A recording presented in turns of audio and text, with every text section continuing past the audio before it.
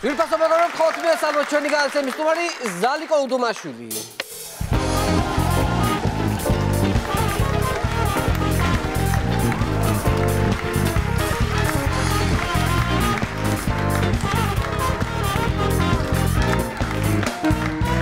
ზალიკო, ძალიან დიდი მადლობა რომ მოხვედი. მადლობა მოწვევისთვის. სტუმრად, ვიცი რომ ესეთი სიტუაციაა რა, ზოგადად. ეხლა რეგიონებში დაიწყეთ სიარული, როგორც ვიცი, უკვე გავიდა გუნდი, უკვე როგორი გუშინ გავედით, კახეთი იყო პირველი რეგიონი, როგორც თელავი, ასევე მიმდებარე სოფლები და შევხვდით მოსახლეობას, ასე მთელ საქართველოში გავიშლებით უკვე ახლოს დღეებში, იმიტომ რომ 15 მაისს ვეზოდებით, ეს არის ძალიან მნიშვნელოვანი თარიღი.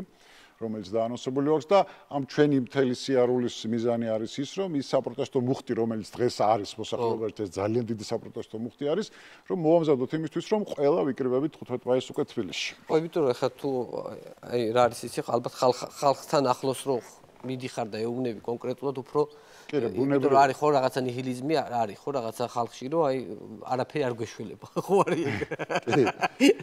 სამართლიანადაც ხო არის ისე. კი, რა თქმა უნდა, სამართლიანად არის, გაჩენილი ნიჰილიზმი და ამიტომ სწორედ ეხა ტელევიზორით რო გისმენს ერთი არის, მაგრამ პირადად რო შეხვდები და პირადად რო გაესაუბრები და მას უშუალოდ რაც აინტერესებს ის კი არა შენ რაც გაინტერესებს ტელევიზორით რო ლაპარაკობ, მას უშუალოდ რაც აინტერესებს და რა პრობლემებიც აქვს, იმ პრობლემებზე რო ესაუბრები და იმ პრობლემებს გადაჭრის გზებზე, ბუნებრივია ეს სხვა არის უკვე და პირადი ურთიერთობები ძალიან ბევრს ნიშნავს ზოგადად პოლიტიკაში. მიირთით ჩვენი გამოგრილებელი სასველი. მადლობა. ბატონ ზალიკო. ესე იგი, მე მინდა მელიაზე გელაპარაკო. სასამართლო პროცესზე, მელიას სასამართლო პროცესზე, იმიტომ რომ აი რაღაცა ისეთი მომეჩვენა რა, რომ გამოვიდა შეეულებრივი პატარა ერთი 25 წლის ბიჭივით არის მშვენივრად, ხო? არა, ნუ ეხლა ყველაფერში უნდა დაინახო რაღაც კარგი. მათ შორის საკანში ჯდომაში შეიძლება ადამიანმა რაღაც კარგი დაინახო და ეს ნუ ნიკამ დაამტკიცა, იმიტომ რომ ეხლა 19 კილოს დაკლება ორ თვეში, ეს აი ძალიან სერიოზული დიეტოლოგები რო არიან და რო წერენ ესე იგი, ხო? მათაც კი გაუჭირდებათ ასეთი დიეტის შემოთავაზება.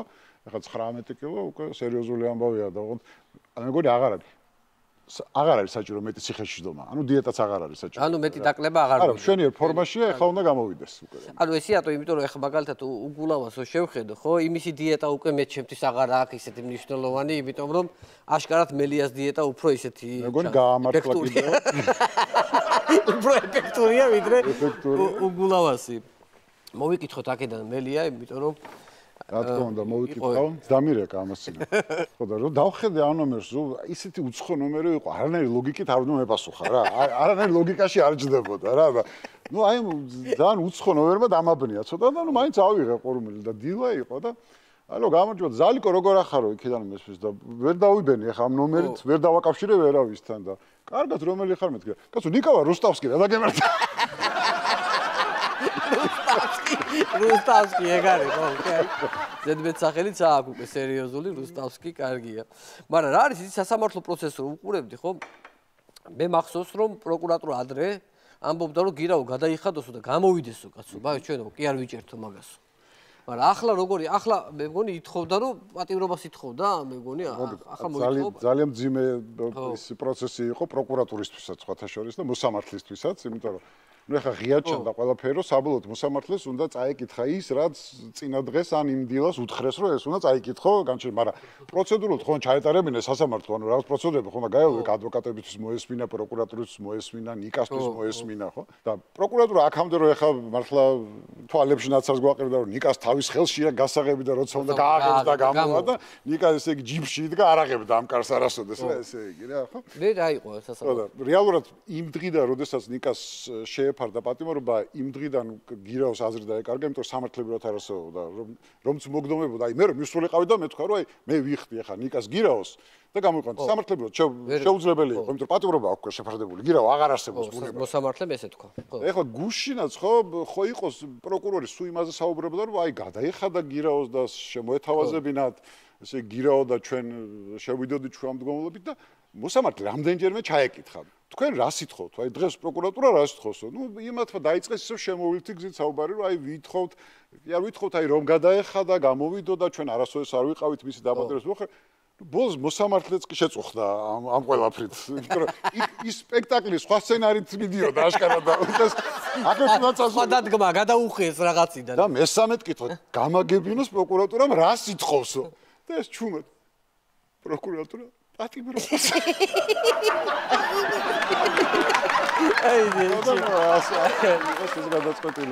მაგრამ როგორც გავიგე დანიელსონი ჩამოდის ხო ისევ?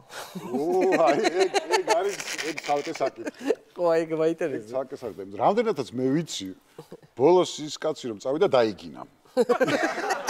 ბოლო გამოსვლა ქონდა ეგეთი მაგრამ. ეგეთი. ანუ ის ოღონდ დიპლომატიური დაგინება იყო დიპლომატიური და რომ გადათარგმნა ეს იყო მეორედ აქ ჩამოსვლის რა დაახლოებით. იმიტომ რომ ისეთი ყრუკედელი დახვდა ეხა ხელისუფლების მხრიდან რომ ვერ გაანგრია და ეხა კაცმა თქვა რომ მეორედ აქ აღარ ჩამოვალო. მაგრამ ეხა მეორე ამბავია. მე მგონი შარმიშელი ეუბნება რომ კიდე ერთხელ უნდა ჩახვიდეო და ის ჩხუბობს რომ ჩავიდე შემეწერებაო. მაგიტო არის ჭიდაობა ეხა ჩამოვიდეს თუ არ ჩამოვიდეს. მაგიტო ფეხს იძლევს. ხო, იმიტომ ძალიან რთულია ეხა ხო ამ კაცს კიდე აქ ჩამოსვლა. ეგრე მარტივი არ იქნება.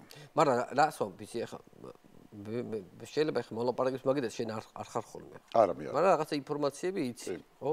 მაგალითად ხო ამბობენ რომ არჩევნები არ გაყალბებულა ეხლა, ხო? თქვენი გადმოსახედიდან რამდენი საჩივარი გაქვთ შეტანილი? ვანო არ მითხრა. აი წარმოიდგინე ეხა ხო იძახიან რომ მოდით და საგამოძიებო კომისიაში რაღაც განვიხილოთ რაღაც.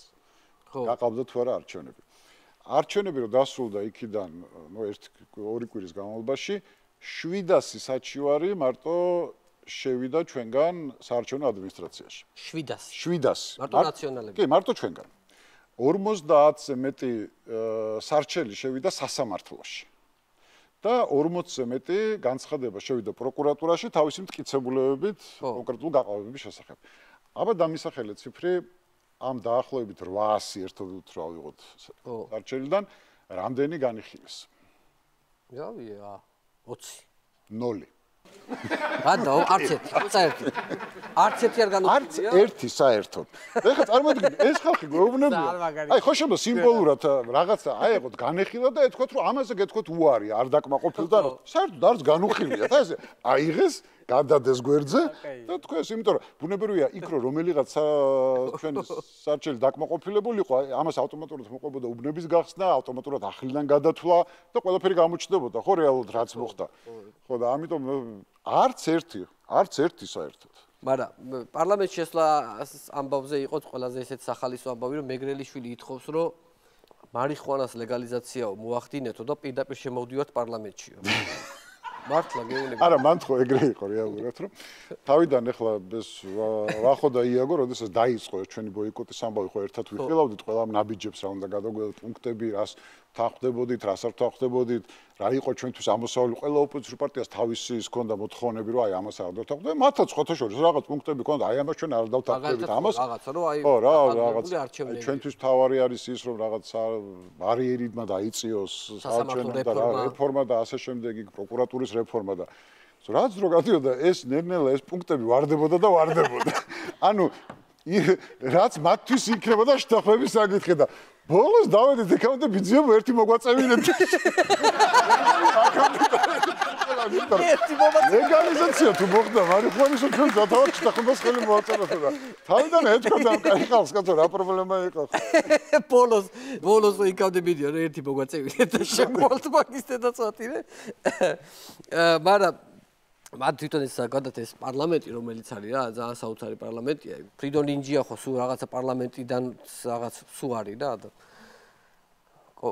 შიმშილის დაძლევის კომისია უნდა რომ შექმნას აი წარმოგიდგენიათ რა სადა ვართ ხო შიმშილის დაძლევის კომისია ეგეთი გაგიგია მოგისმენია სადმე ეს მე მგონი ეს შეგნებულად არის უყურე კომისია რომ შექმნა შენ და კომისია უნდა დაიწყოს მუშაობა იქ ჯერ უნდა შემადგენლობა და ამტკიცვა ამ კომისიის რომელსაც დრო ჭირდება ხო კი შემადგენლობა მერე ამ კომისიამ ხო რაღაც კვირაში ერთხელ მაინც უნდა შეიკრიბოს ვიღაცები დაიბაროს გამოკითხოს ასე თქვა ნუ ეს პროცედურები ალბათ 1-2 წელი გაიწელება რა ეს სანამ დავადგენთ რატო შიმშილობთ რა ხო ჩვენ ხო არ ვიცით რატო შიმშილობთ. ანუ დადგენა ჭირდება ეხლა. ხო, რაღაც ფურცაზე უნდა ეხლა ვიღაცა რო იძახის ფული არ ამაქვს, ეხლა ეგრე კი არ არის საქმე, კაცო. იმას კომისიამ თუ არ დაადგინა, ეგრე კი არ არის.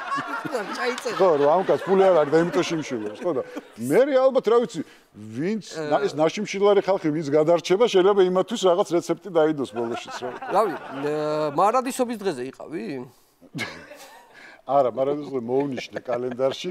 ეხლა ზოგადად მე არ მაქვს რაიმე პრობლემა ამ ეხლა ახალი კალენდარული დღეების გაჩენასთან დაკავშირებით, მაგრამ საინტერესო ის არის, რომ ეს ადამიანი, ვინც ეს მარადისობის დღე დააწესა რა. სხვათა შორის დღეს რომ ნაცები იბრალებენ, რომ ისინი არიან პირსისხლიანები, უბრალოდ არ არის ეგრე საქმე რა. პირველი პირსისხლიანი ვიყავი მე. ჯერ კიდევ ნაცებამდე, იმიტომ რომ ახსოვს რო ქონდა მაგას გადაცემა საკანი. როგორ არ მოხდეს ხო? ერთხელ არ ვიცი რა დაესიზბრა, გამოვიდა და დაიწყო ყვირილი, რომ აი ზალიკო პირსისხლიანი, ჩემთვის კაც კურიერში ვიჯექი პატარა სტუდია მქონდა და ალბაჩუნებდი. რო გესმის ზალიკო. ხო, გავიდა ზალიკო პირსისხლიანი, რატო ვარ პირსისხლიანი? რა დაგიშავე? აი, მე ესე გამზოგადდა ეს პირსისხლიანობის ამბავი. საოცარი ხალხი ყავდა აქციაზე მიყვანილი, აი ესეთი აგრესიულობით, აი რაღაცა გამოსული, აი რაღაცა ბოლო ხმაზე მოღრიალე ადამიანები, რომლებიც ამბობდნენ, რომ ჩვენ სიკეთეს ვთესავთ და თან გვერდზე აგინებდნენ ჟურნალისტებს. აი ეგ რაღაცა ღმერთი სიყვარულია და რაღაცებს ყიროდნენ, მაგრამ ყოჩახმა გოგოებს, ვინც იქ იყვნენ, თუ გაუძლეს. როგორი გაძლება ჭირდება და რა ნერვები გინდა, რომ უბრალოდ არ აყვე აი ამ შეგნებულ პროვოკაციებს, რომელიც იყო, მაგრამ ნუ ეხა წარმოიდგინე ეხა ხო, აი როგორი სიყვარულით მისული ხალხი იყო აქციაზე რა. აი სიყვარულს თესავდნენ ირგვლივ. ახლა ჟურნალისტებს ამის ხელკეთებით გამოეკიდნენ ბოლოს ხო? ახლა მაგით დამთავრდებოდა ალბათ. აუ ხელა კაცები თუ ჟურნალისტები. როგორ მიმართავენ რა ვიცი. ხო. ზალიკო, მინდა ერთი კარგი ის შემოგთავაზო. შენ იცი რომ ჩვენს ტელევიზიაში ამ გადაცემის დასრულებისთანავე იწყება ნიკა გვარამიას მთავარი ჭკვიანი. ძალიან გადაცემა და კი, მე სუუყურებ და ისეთი რა, რაღაცა ძალიან აზარტში ვარ რა შესული. ხო და მე მინდა რომ ეს პატარა თამაში ჩვენთანაც შემოვიტანოთ ამ გადაცემაში და ნუ ეხლა მოდი ეხლა შენ იქ არავინ მოგიწევს ეხლა იქ.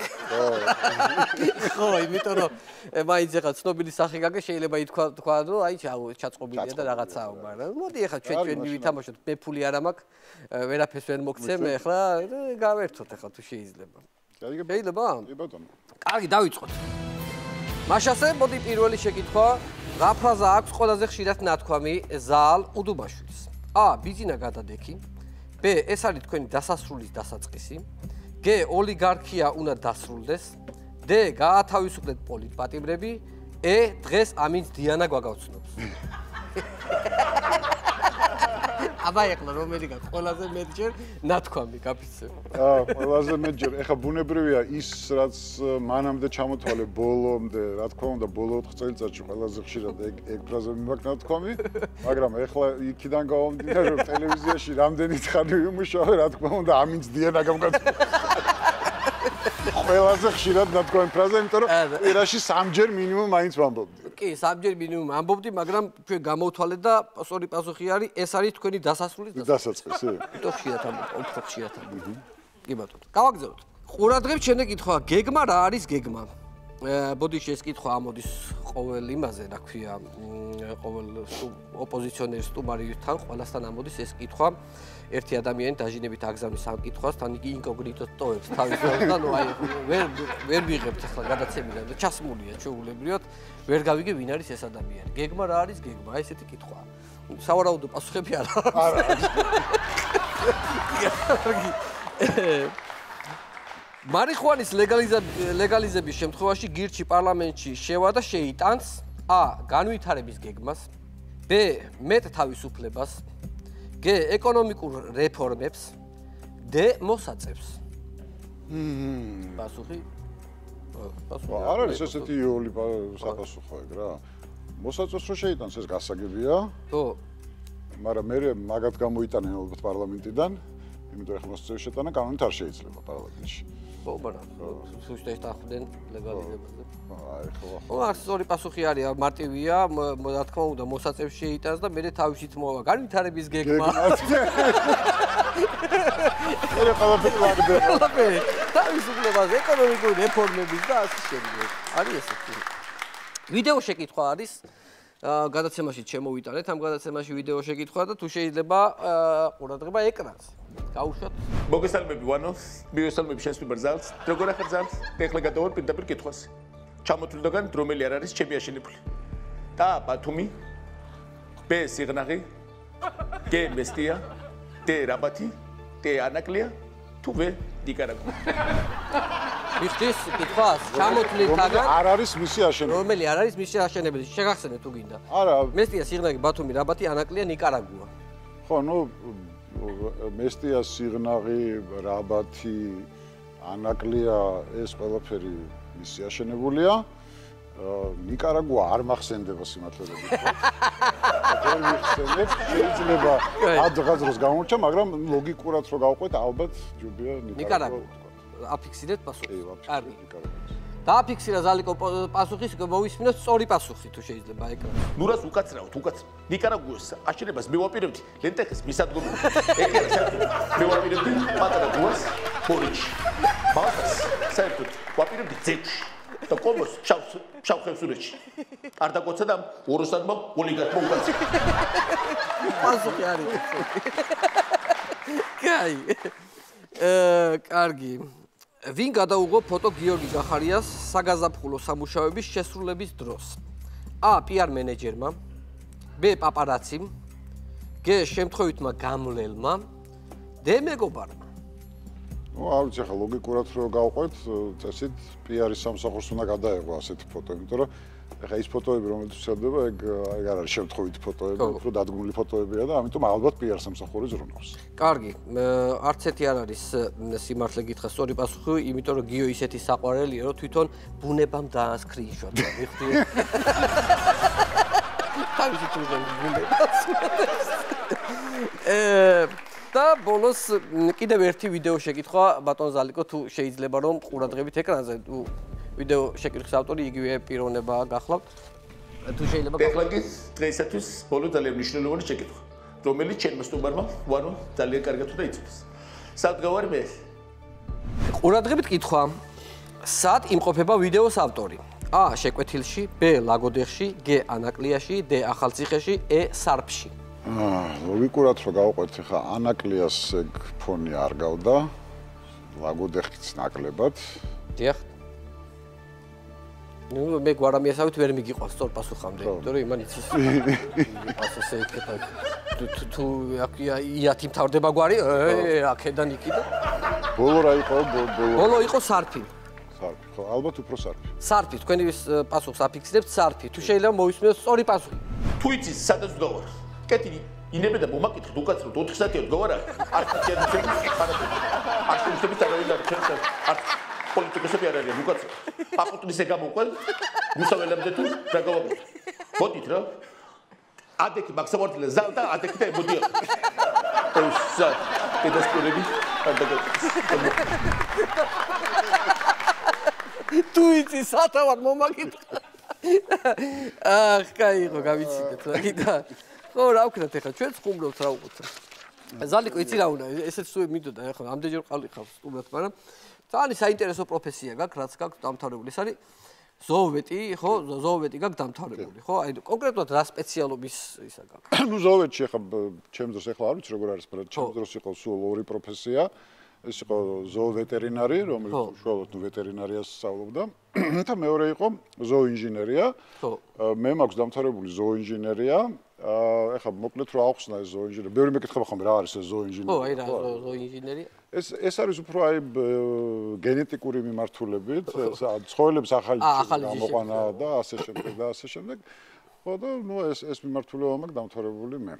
ანუ ესე იგი შენ უკვე იცი ახლა სიტყვაზე ახალი ჯიშების გამოყვანის ეს ტექნოლოგია იცი რანაირად ხდება და ანუ ხო, კი, მე ვიცი და ნუ ახლა ჩემ დროს როდესაც ვსწავლობ თუ ბუნებრივია ახლა გარდა იმისა რომ ვსწავლობდით იქ ამ ინსტიტუტს ჰქონდა საკუთარი ფერმებიც ხო სადაც მიმდინარეობდა სამეცნიერო სამუშაოები რა ანუ ახალი ჯიშების გამოყვანა და მათ შორის ერთი ლექტორი ყავდა რომელიც წლების განმავლობაში მუშაობდა ძროხის ახალი ჯიშის გამოყვანაზე რომელიც განსხვავებული უნდა ყოფილიყო იმით, რომ რეკორდულად მეტი რძე უნდა მოეწევა.